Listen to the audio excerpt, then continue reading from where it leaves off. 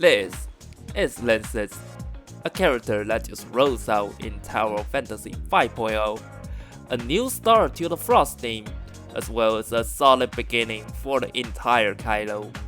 As a fellow Frost main, I saved more than enough of resources getting her to A6, as well as getting each of her mattresses A0. And it will be... What? There's no way I'm getting a gold on the first... There's no way I'm getting her on the first 10 pools, right?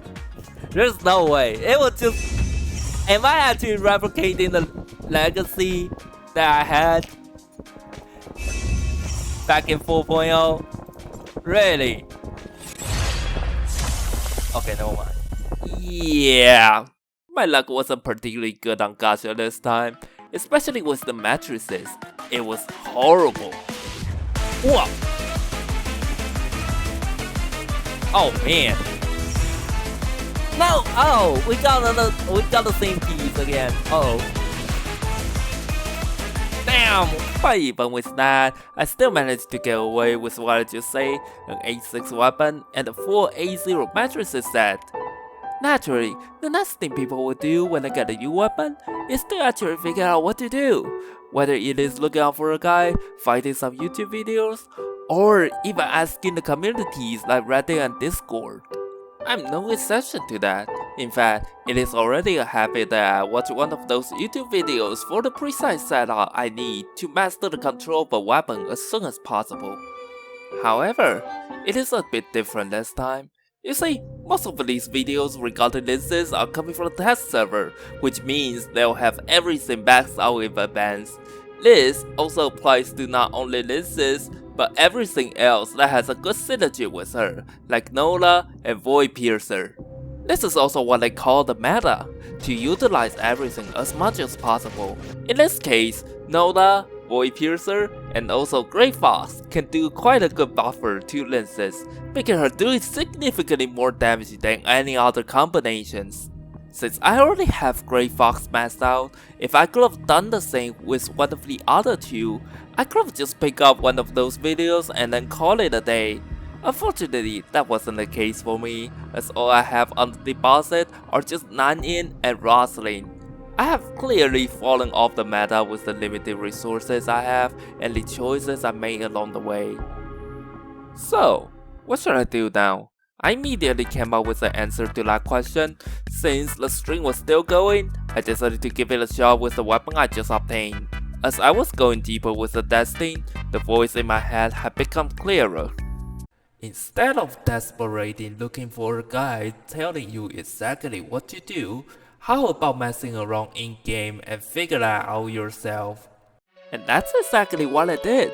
Getting the hang of a weapon, reading the long description from it, and brainstorming the best rotations you can do out there. Heck, I even tested different weapon combinations like Nanyin, Lyncis, and Grey Fox, as well as Lyncis, Rosling, and Grey Fox. And eventually, with some more testing, I have finally decided the build I'm going for and developed a corresponding rotation for it. Well, almost. You will see why in the end of the video. And now, I'm gonna unpack how I made this build work. The next part of the video is going to be a bit technical, but I will try to make it easy for you to understand. If you like what you're watching so far, make sure to like this video as well as subscribe to the channel. Let's make it to the next 100 subscribers. Also, I will be streaming top around 8:30 PM CN time on a daily basis. So if you want to interact with me, whether it is asking some questions or just simply chilling, you're always welcome here. Alright, back to the video. Alright, so in this session, I'll be bringing up the main features of the 4 characters that were used during the test, namely Nanyin, Rosling, Grey Fox, and Lyncis. We will be covering the skill and its cooldown time, the normal attacks, the discharge, as well as the other important mechanics if there is one. Starting from Nanyin, the older character, her flute is mainly used for skill, discharge, as well as hold attack for some additional charge. When using the discharge, she can provide an additional 60% shield on top of a max HP, preventing the user from being too glassy. And by using her skill, she can generate an AoE that deals a huge damage every once in a while, with a cooldown of 60 seconds. The cooldown time will be important for the rotation I'm about to mention later on. Next we have Roslyn, the previous star in 4.0. As the main DPS of a Frost team, she's no doubt pretty strong on field DPS. The main mechanic revolving around her is definitely the bitter code. It can be applied to the target by using discharge, adding up its stacks by using one of the following on screen, and releasing the stats when it is full by the dodge attack, followed by an insane amount of damage. Alright, guys, yeah, when I was recording about this part, kind of like recording my trap and something, I just feel like it's kind of weird to say it out in my mouth. So I instead threw it to DeepSeek and let them actually answer the question. And this is actually kind of funny. Look at this, like applying the debuffs and also like yeah, the last sentence is kind of funny. Enhancing combat effectiveness by combining sustained attacks with a powerful burst. Yeah, guys, do you think this is like good enough? I'll leave that to you guys, you know. Anyways, here's the version I came up with in the end. The main mechanic revolving around her is definitely a bitter code. By using her discharge, we can apply this effect status to the target. Then, we're able to stack it up by using one of the following on screen. And finally, we can release the stats by using dodge attack when it is full, causing an insane amount of additional damage. This rotation takes around 15 seconds to complete, roughly half of her skill cooldown time. Then, we have Great Fast, a benediction weapon that can deal large AoE damage, a walking cannon upon using a skill, with a pretty powerful attack multiplier as well. And that's about it. Pretty simple, isn't it? You can then switch to the other weapons and her damage will work just fine in the background. The cooldown time of skill is also 30 seconds. And finally, introducing the spotlight of a video today, Lyncis. Since she's a new character, we'll be diving into every attack type she gets, as well as the mechanics within. Starting from a normal attack, she has 5 stages of stance that deals progressively more damage. Simple, yet cost effective. Her whole attack, on the other hand, has 2 different forms depending on the time the button is being held when performing the normal attack. As of the dodge attack, it also has 2 different forms. Also personally, I think the backdash is much cooler, as it sends quite a momentum while performing an attack, but the front dash has a larger damage multiplier compared to the backdash. Her skill, on the other hand, may seem quite complicated on paper, but it is actually quite straightforward when using it in practice. As we saw at the beginning of the video, it sends off a large AoE, flips the enemy within the range, and deals massive damage to them. Honestly, who wrote this part? It feels unnatural. It also grants a hyper body which lasts for 25 seconds, the entire duration, as well as the cooldown time of her skill. In the meantime, she'll also gain the special effect, Hotspot Tracker. What does this special effect do, you may ask? Well, it is a vital effect status and enables her to cast a sub-skill. Every 6 seconds, a stack of a Hotspot index will be generated, and that will be when she can use the sub-skill. This effect can stack up to 3 times, and when the skill ends, the remaining stacks will be released all at once. Similar to the one from Nola, it grants a great amount of AoE damage with the range slightly larger than the main skill. I was genuinely shocked when I realized this wasn't just short range. The Hotspot Tracker effect will be lost once switching to another weapon. Now, you may also ask, how is it straightforward in practice when it spent over a minute to explain all this? That's because all we need to do is to continuously cast a skill, regardless whether it is a main or sub. She can easily be your damage generator as long as her weapon is active. Lastly, her discharge is much simpler. The lengthy animation, the massive damage, the same formula without additional mechanics. Yep, that's almost everything covered with her set of skills. But hold up a second, I actually forgot to mention her trait, which is simply adding some more damage when she's on the main slot. How convenient, right? And now we can finally move on to the next part. With all the weapons being introduced properly, which I think I went a bit overboard with Lyncis, but anyways, now I can finally explain how I made my build work, the weapon selection, and the rotation. I decided to make Nanyin, Greyfast, and Lyncis as my final team up. The reason why I didn't choose Rosalind in the end is because she's also a main DPS just like Lyncis. And apparently having two on-field weapons at the same time is a good choice, as it will divide the time they can unleash their potential, further decreasing the overall damage output. After choosing the proper weapons, let's also have a look at the matrices that I picked, as well as the effect each of them has. Basically, it is a coincidence that I just have their own matrices equipped on the corresponding weapon. As for why that is the case, it's because they all have a property to increase the attack and overall damage, especially with the one from Nanyin and Greyfast. They do a pretty great job on increasing stats in the background, making it a perfect fit for buffing the main DPS weapon. And of course, same goes with the matrices on Lyncis.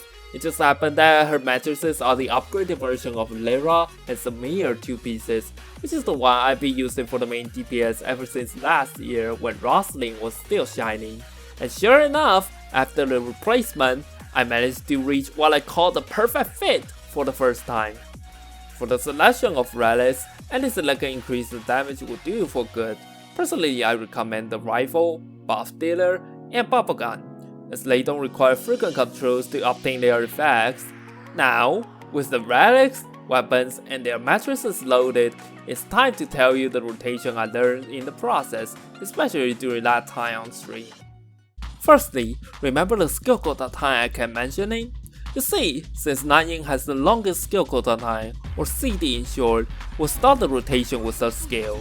You can also start with Greyfast if you want to move quickly to the target. Just start with the skill and discharge it to Nanyin. Right after popping her skill and the charge is full, switch to Greyfast and then jump cancel the discharge, cast her skill and then switch to Lyncis. If the charge is full again during this time, jump cancel the discharge from Lyncis as well. Next, cast the sub skill from Lyncis and then spam the left click for the normal attacks. Whenever there is an available sub skill, use it immediately. Keep spamming the normal attacks and the soft skill until the CD is around 5 seconds left. Switch back to Nanyin and release her discharge for the shield. Swap to Greyfast and cast her skill again, and then go back to Lyncis. Repeat the whole process once more. After this, just keep going with this setup and cast whatever skill that is available. And that's all we need for the full rotation of this build. Now, let's see how it comes together at the normal speed. 胜负已决，看好了。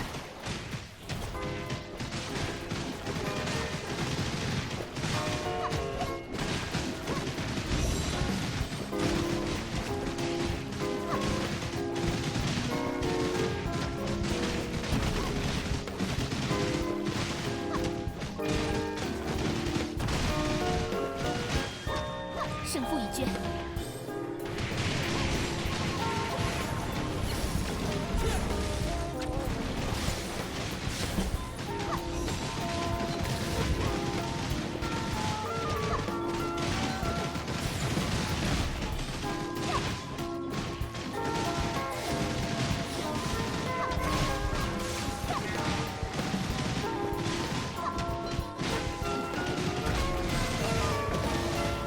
全力解决。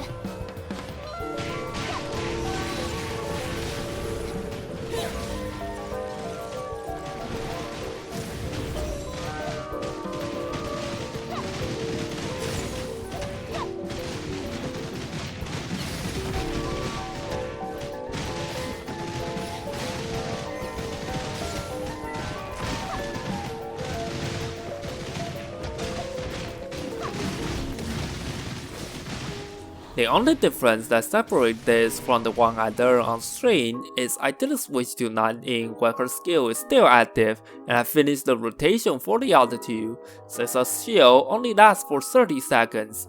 This modification was made to ensure the indefinite existence of her shield.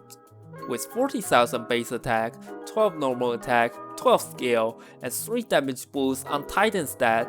This build gives roughly 6.5 billion to 7 billion damage on a 130 cactus testing, and over 11 billion with 230.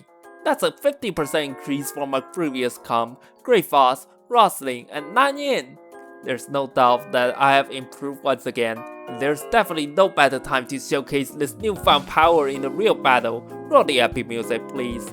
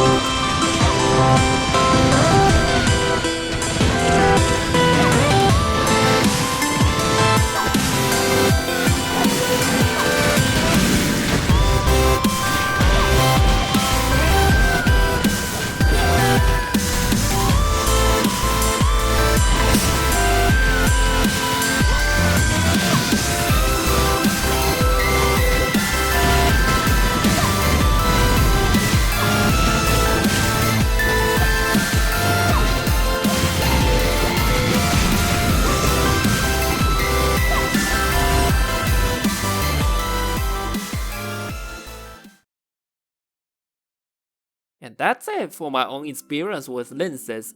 Thank you for watching it all the way here. This video took me literal weeks to complete, which is much longer than I initially anticipated.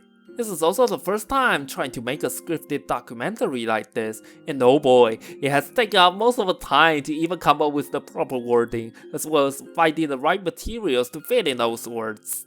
While it is a pain to stare at the editor for at least 3 hours straight almost every single day, I was also having a lot of fun in the process, and learning quite some new things I will find it ridiculous to even touch on. That roughly sums up my thoughts on making this video. What do you guys think about this? Do you like it? I'd like to hear your feedback in the comments. I'm Hank G, and I'll see you all in the next one. Take care.